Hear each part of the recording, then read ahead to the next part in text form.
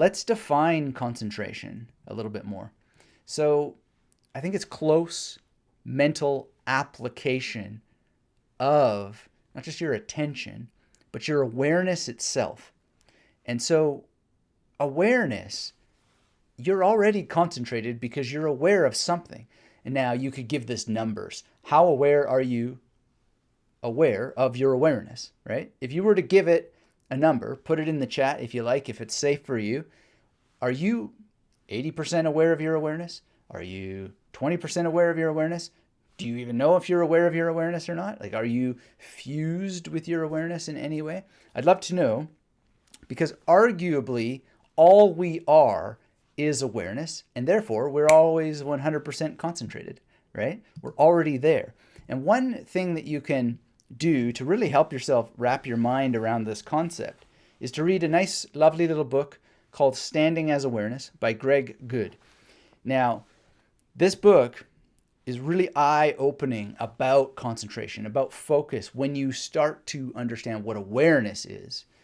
And so a close mental application of concentration and the meditations we're going to do really require some sort of shift in understanding that concentration is only so good as your awareness of awareness itself, right? And there's a number of tools, and I want to help you get there, because awareness of consciousness is not just awareness of consciousness, but it's awareness of consciousness plus something, which is everything in it, right? Everything that is in consciousness right now. And you can zero in and focus, or you can zoom out and be much wider. And you can think about things as a kind of oneness, right? And in some sense, this is what we want to get to. We want to live in the zone.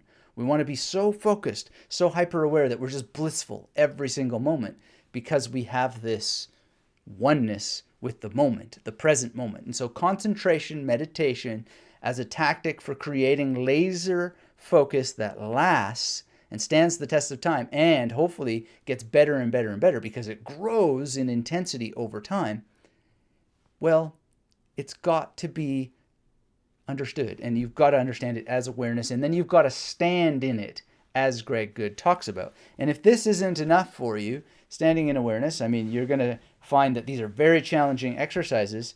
He's got The Direct Path, which is a much thicker book, and it has many, many more exercises than Standing as Awareness has, and it will really help you exercise your focus and concentration muscles. But these are not really meditations. They are exercises. But when I think about concentration, and when I think about, is it all, because that's what we saw in the dictionary, the word all, concentration is all attention focused on the thing in front of us. When I think about this and I try to get the best possible definition of what concentration is, I think of Eckhart Tolle's Stillness Speaks, right? Now, why? I happen to have a copy right here. Stillness Speaks, Eckhart Tolle. And he just spells it out. When you lose touch with inner stillness, you lose touch with yourself. When you lose touch with yourself, you lose yourself in the world. Your innermost sense of self, of who you are, is inseparable from stillness. This is the I am that is deeper than name and form.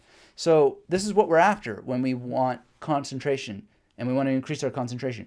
We want to not lose ourselves in the world. We want to be that observer of all that is in the world. If we take that definition from the dictionary of all attention focused, right? So stillness is not losing ourselves in the world, but rather being the witness to all that is in our awareness as we are standing as awareness. Not that we are aware of something, but we are awareness itself in the fullest possible manner, and we stand as it, okay?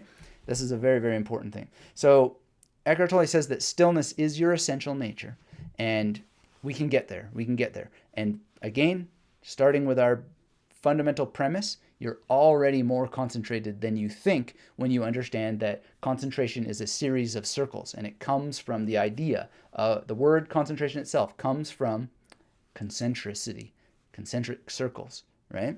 So let's see. David is in the house. He says, right now during your live feed, 10 on the awareness scale, can go from 0 to 10 during the day. Excellent, David. Thanks for that. And yeah, that's interesting. Can you really ever be 0? I'm not sure. But when I think of my own goals, which would be to be, essentially awake while asleep, and not lucid dreaming, but just simply awake while asleep, then it would never be 0. In any case, concentration is stillness, so that mind drifting, which is not necessarily a bad thing, can come back to a center of stillness as our essential nature, right? And so that means we don't really have to do too much to get ourselves back there, but we need to understand how we can stand as awareness and really, when we get knocked off, come back to center, come back to stillness, so that irrelevant thoughts can be neutralized or dissolved. Now, this whole idea of neutralizing versus dissolving is important, because from the viewpoint of standing as awareness, we need to understand that we would never dissolve anything. That would be destroying something, right? That would be eliminating it. Neutralizing is just turning it off, and energy just changes form. And that's the more likely thing. But, that's up to you to decide. It's maybe a semantic point, but it says in the Atma Bodha, the 5th verse, that constant practice of self-knowledge neutralizes ignorance as a base neutralizes an acid. Ooh, I'm not on yet today. The coffee hasn't kicked in. As a base neutralizes an acid, purifying the individual self. So, constant practice of self-knowledge neutralizes ignorance as a base neutralizes an acid, purifying the individual self. So ignorance in this case is not being in stillness, right? And not being able to get yourself back to wherever you were, like myself, tripping over my own words and then finding the way back, because we can dissolve all kinds of ignorance. And ignorance, what that is, many, many definitions to think through. But essentially, one way to think of ignorance is not being able to find your way back to center, right? Not being able to do that because you're not practicing constantly what self-knowledge is. And self-knowledge, another word for that, is just knowing that stillness is your essential nature, right? So one of the things that we want to focus on here is a Zen principle, so to speak, that the starting point, finding the starting point, is always the practice. We're always going to be finding that start, right? We just got to find the start. That's an ongoing theme. Where is the start? The starting point is the goal. Always to be at the starting point is the goal, right? Because we're always, the wave of our focus, our concentration is always changing. So another thing that understanding that concentration is stillness can help us do is eliminate the need for motivation. So a lot of people say, well, I'm just not motivated for this. I'm not motivated for that. I'm waiting to be motivated, or I need something to motivate me. No, because motivation isn't real. It's not a strategy. It's not anything that's ever going to come, right? What we would better be served doing is getting past motivation.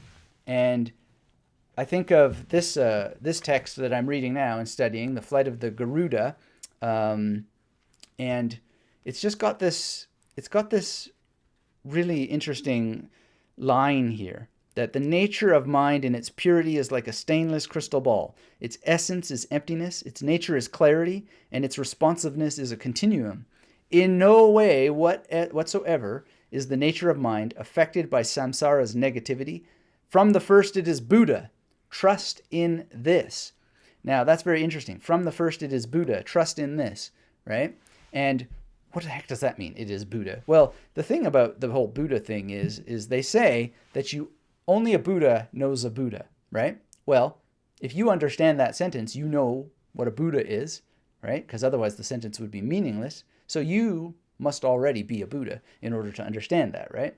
So motivation becomes irrelevant when you just understand that you are already what you seek.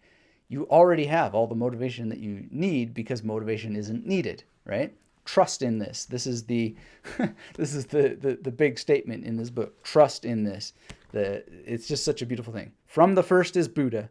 Trust in this. And from the first is concentration. You are awareness.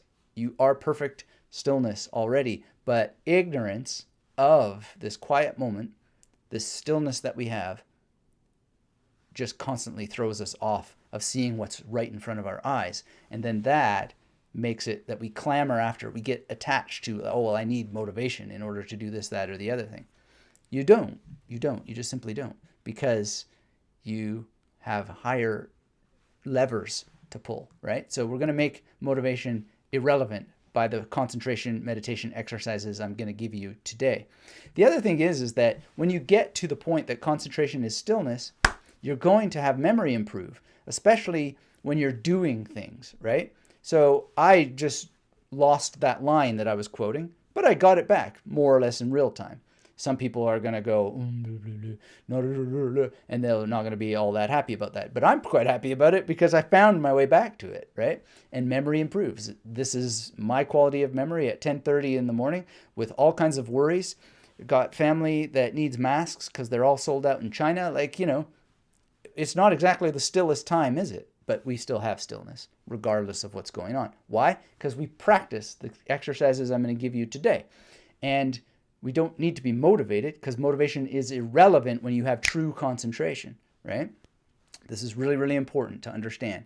And then memory improves, and it improves in a number of ways, such as finding your way back to the starting point because you know the starting point is the goal. You not only know it intellectually, you live it because it's the only thing that exists because you're so concentrated on all, right? As the dictionary defines it, as we started with today, right? So this is really, really important to understand. And the other thing, the other benefit you get is that you stop forgetting what you need to do next. Have you ever had that experience where, you got so many things to do, but you don't remember what it was that you need to do next? That goes away. And we'll talk later about why that can go away when you really focus on concentration meditation and really the techniques that we'll talk about today. But before I carry on with some chat checking in here, and please keep your chats coming, I also want you to understand that you're going to have a broad range of techniques that help you get back to center. So we can talk about oneness, but in the oneness, there are many techniques, and one is the most dangerous number. So you want to make sure you have a number of techniques, which is why I'm going to give you a number of techniques today so that you can explore them. And also, I want to be the great boredom destroyer. So many people say they're struggling with boredom. We need to get rid of this idea of boredom, and you will. All right? So we're going to check in with our chat, and then we're going to have some examples of concentration. But these are all the kinds of things that we're going to achieve when we understand that concentration is stillness, when you are, as Greg puts it, standing as awareness, because all is the dictionary definition of concentration. All focus, all concentration in that moment on a singular action, a singular movement, which is already what you are. You just have forgotten it. You've lost it.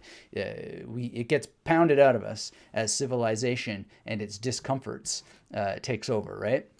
And we can talk about that intellectually if we want, but at the end of the day, this is how it works.